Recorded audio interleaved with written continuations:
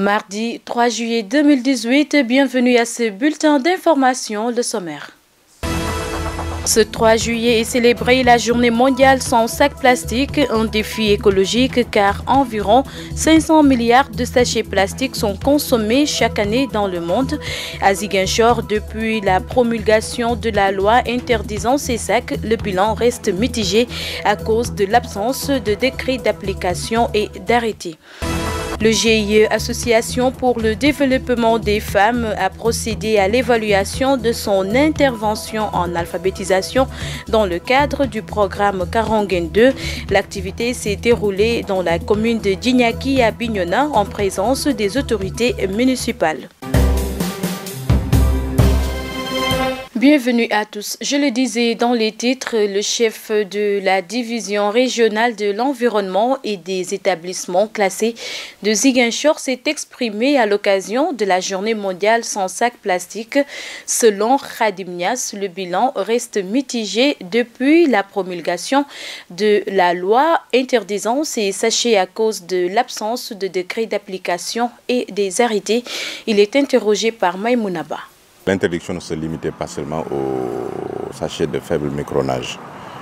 Mais ce qu'on a constaté depuis quelques mois aussi, c'est qu'au niveau des marchés, l'apparition de ces sachets plastiques, du fait que la loi est votée, mais ça reste toujours un décret d'application et les autres arrêtés qui doivent accompagner cette loi.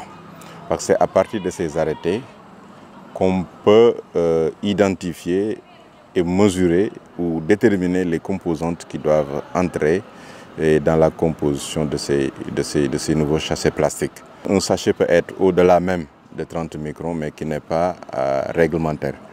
Et donc c'est sur la base de ces arrêtés qui doivent déterminer en tout cas les composantes de ces sachets plastiques. Étant donné que donc ces arrêtés ne sont pas encore disponibles, entre le temps maintenant de l'élaboration de ces arrêtés et aujourd'hui, donc il y a un temps vide. Et c'est ce temps vide qui a fait que ces sachets plastiques sont réapparus donc, au niveau des différents marchés. Autre actualité dans cette édition, la tornade qui s'est abattue sur Bignona ce lundi a fait d'importants dégâts. Cependant, le service de l'action sociale supposé venir en aide aux sinistrés dans de pareilles circonstances est lui-même victime des eaux. Serigne Mapate Samb, chef du service départemental de l'action sociale, revient sur les préjudices causés par les pluies. Il est au micro de Lamine Badian. Nous l'écoutons. Le service est inondé. Voilà. Il y a la façade principale du bâtiment, le bureau, n'est-ce pas, des agents et mon bureau. Donc sont tous en tout cas inondés du fait effectivement de cette pluie diluvienne.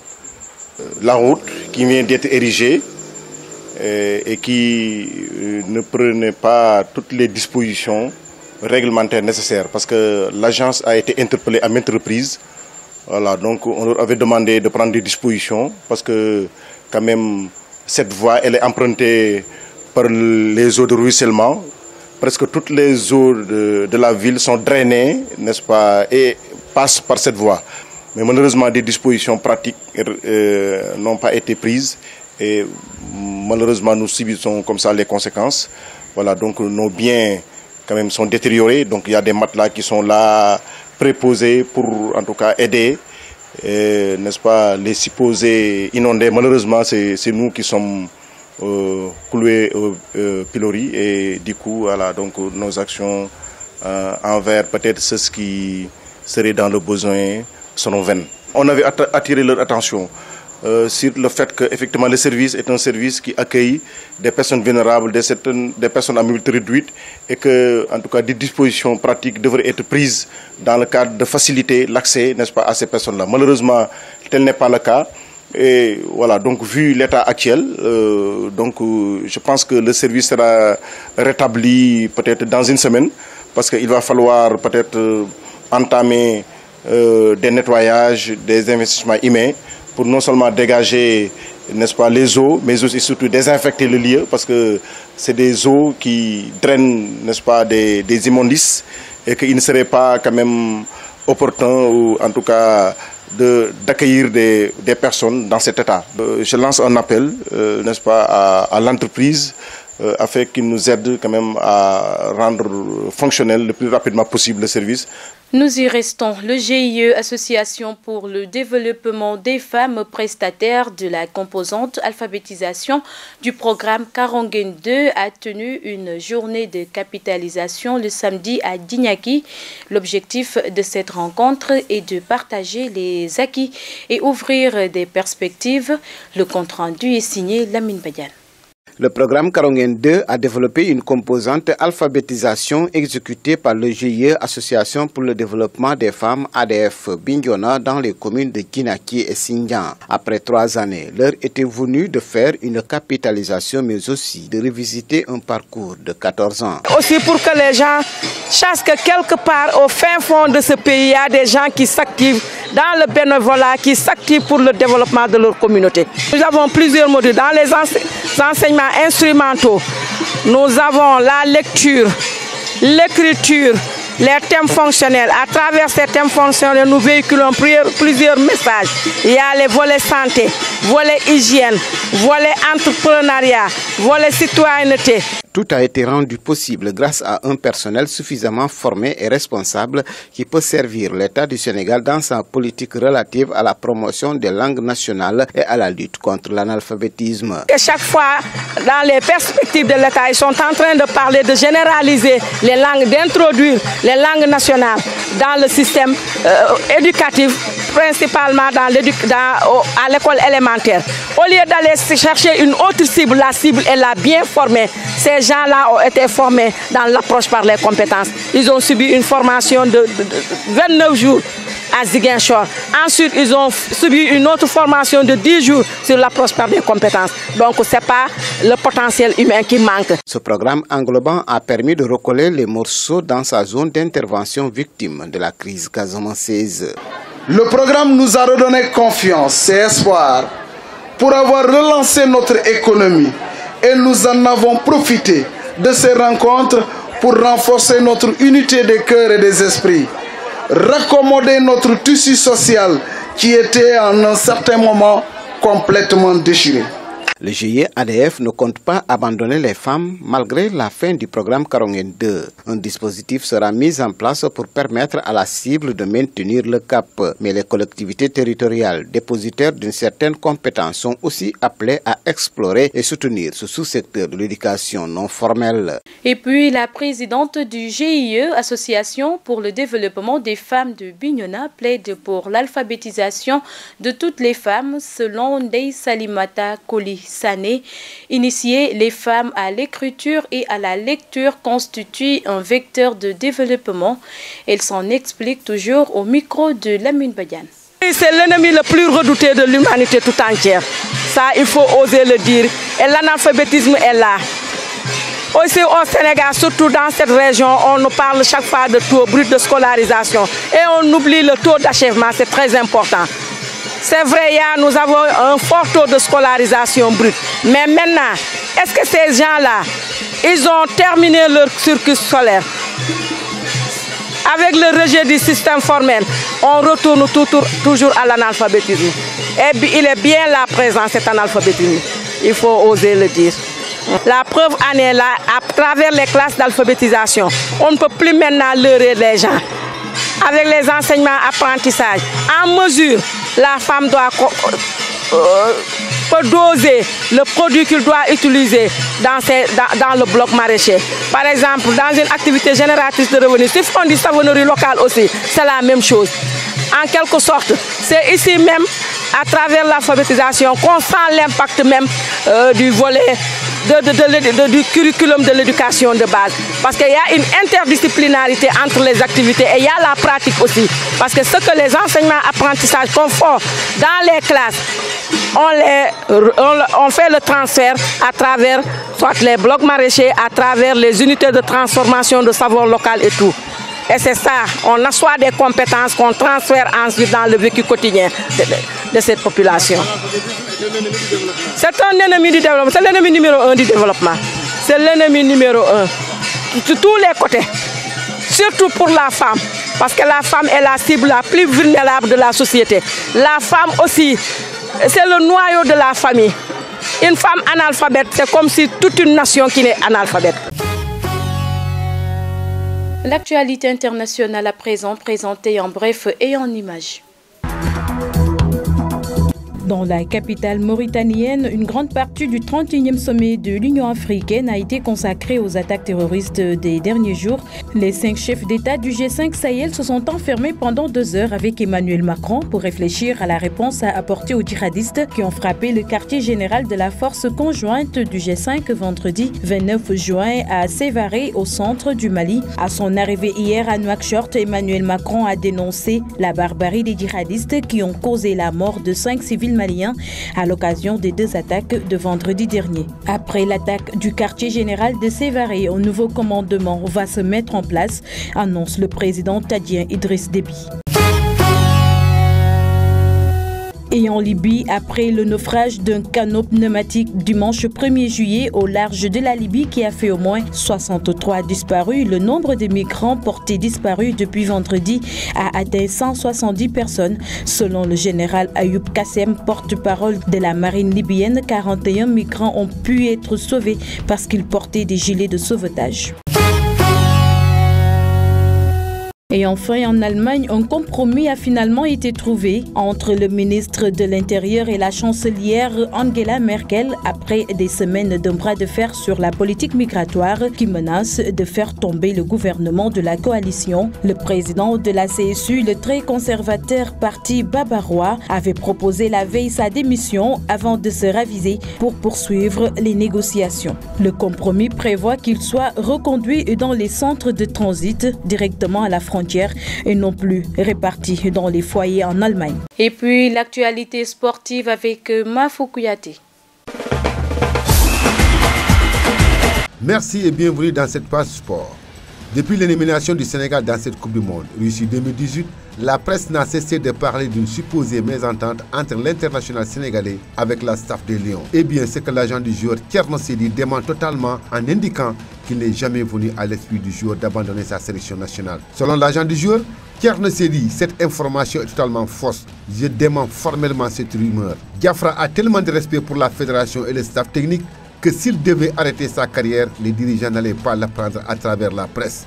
Diafra a suffisamment de respect pour le Sénégal qu'il ne lui traverse pas l'esprit de claquer la porte de la sélection en ce moment difficile. Il est plus que jamais à la disposition de la sélection sénégalaise, dit-il. Et d'ajouter aussi que la maman du joueur ne s'est jamais prononcée sur cette affaire. De ce fait, Diafra demande un peu plus de respect pour sa mère. L'ambiance était électrique dans les rues de Rio après la qualification du Brésil pour les quarts de finale du mondial. 2-0 contre le Mexique.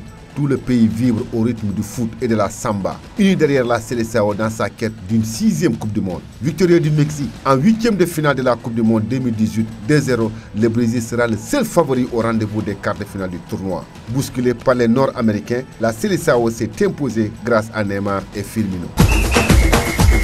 Les Belges ont aussi laissé éclater leur joie après avoir retenu leur souffle jusqu'à la dernière minute lors de la rencontre des Diables Rouges contre le Japon. Victoire 3-2 sur le fil belge et brésilien ont désormais rendez-vous en quart de finale. Au terme de match spectaculaire, la Belgique a eu raison du Japon lundi soir dans les arrêts de jeu de leur 8e de finale du mondial 2018. 3-2. Menés de 2 buts, les Belges ont su réagir pour rejoindre le Brésil en quart. Le match est programmé vendredi à 20h, heure de Paris, 18h, temps universel. La première rencontre opposant la Suède et la Suisse pourrait être celle de l'incertitude. Et pour cause, d'après des informations que nous disposons, les 2 équipes ne se sont jamais rencontrées. Ce sont donc 2 inconnus qui vont se découvrir ce 3 juillet à 14h GMT au stade de Saint-Pétersbourg. Toutefois, si les 2 équipes ont quasiment le même nombre de participations, 12 pour la Suède et 11 pour la Suisse au mondial, les performances ne sont pas les mêmes. La Suède a déjà été finaliste en 1958 face au Brésil. Quant à la Nati, elle reste sur 3 quarts de finale, 1934, 1938 et 1954. Mais les époques ne sont pas les mêmes. et cette Coupe du Monde n'a pas encore cessé de produire des surprises. L'autre affiche, quant à elle, concernera deux équipes qui se connaissent fort bien. En 3 confrontations, la Colombie ne s'est jamais imposée devant les inventeurs du football. Un nul et des défaites. Pire encore au mondial, l'histoire plaide en faveur des Sri Lions. Une victoire de l'Angleterre 0-2 au mondial 1998. Pas cependant suffisant pour déterminer le vainqueur de ce match qui se jouera à 18h GMT au stade de Spartak de Moscou. En résumé des résultats d'hier, le Brésil s'est imposé devant le Mexique 2-0. La Belgique s'est qualifiée également devant le Japon 3-2. Les matchs attendus à ce jour.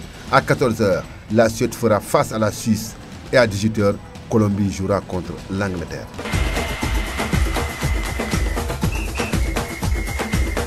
Faisons un tour des quotidiens parus ce 3 juillet 2018 avec Mohamedou Salif Ndiaye. Bienvenue à votre revue de presse de ce mardi 3 juillet 2018. La livraison de la presse quotidienne traite principalement de la publication des listes électorales provisoires issues de la dernière révision exceptionnelle qui a pris fin en avril dernier.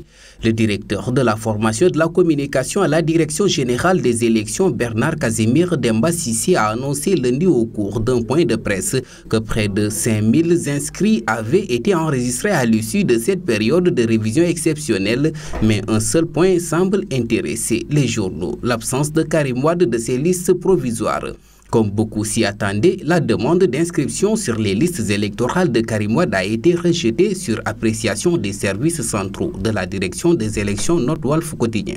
Le fichier Karim Wade écrasé affiche ainsi l'observateur au sujet de l'ancien ministre d'État, candidat du Parti démocratique sénégalais PDS à la prochaine présidentielle de février 2019, dont la demande d'inscription a été rejetée sur la base de l'article L31 du Code électoral selon le journal. Cet article stipule ne doivent pas être inscrits sur la liste électorale les individus condamnés pour crime, ceux condamnés à une peine d'emprisonnement sans sursis ou avec une peine d'emprisonnement avec sursis d'une durée supérieure à 1 mois assortie d'une amende pour l'un des délits suivants: vol, escroquerie, abus de confiance, trafic de stupéfiants, détournement et soustraction commis par les agents publics, corruption et trafic d'influence, contrefaçon et de manière générale pour l'un des détails possibles d'une peine supérieure à 5 ans de prison.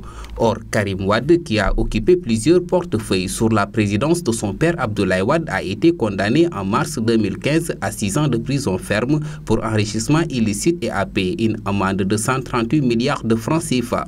Karim Wade ne va pas figurer sur les listes électorales conformément à la loi, mais il a le droit de saisir le président du tribunal d'instance ou bien, dans son cas, le chef de la représentation diplomatique ou consulaire où il est exilé depuis sa libération, ayant bénéficié d'une grâce présidentielle en 2016, révèle le quotidien citant le directeur de la formation et de la communication à la Direction générale des élections. Le candidat du PDS peut faire recours auprès de l'ambassade du Sénégal au Koweït. La réaction des libéraux attendue aujourd'hui mardi note Vox Populi. Le Témoin quotidien anticipe un tout petit peu sur les événements et annonce que le PDS d'ores et déjà déchire la décision du pouvoir et déclare la guerre au président Sall. Tribune semble convaincu que Karim Wade est hors course, d'autant que si l'on en croit le quotidien Enquête, le régime du président Sall a scellé le sort du candidat du PDS dont la stratégie est sans doute curieuse. À la lumière du cas Karim Wade, certains journaux évoquent la situation du maire de Dakar Khalifa Sall, lui aussi condamné en mars dernier à 5 ans de prison pour détournement de deniers publics, mais potentiel candidat à la présidentielle. Khalifa Sall peut encore espérer participer aux prochaines élections dans la mesure où son dossier est encore pendant devant la justice, constate le quotidien LAS. Khalifa Sall est en sursis parce que l'affaire de la caisse d'avance qui lui a valu ses déboires judiciaires est encore pendante devant la justice, note également Walf Quotidien. Un Sport Stade Quotidien s'intéresse aux meilleurs lions au mondial et affiche à sa une Sabali éclipse Sadio. Le journal nous parle également de la victoire du Brésil sur le Mexique et écrit le récital Neymar. Nous terminons avec Sunolamb, le quotidien des arènes sénégalaises qui fait état de la bataille mystique dans tous ses états entre Eumeu Sène en Casamance et Bombardier au Fouta. C'est tout pour les parutions du jour. À vos journaux et bonne lecture. Merci à toi également. C'est par cette revue des quotidiens que nous bouclons ce bulletin d'information. Merci de l'avoir suivi. Excellente suite des programmes sur les www.gms.sn et sur la 89.3 FM également. Au revoir.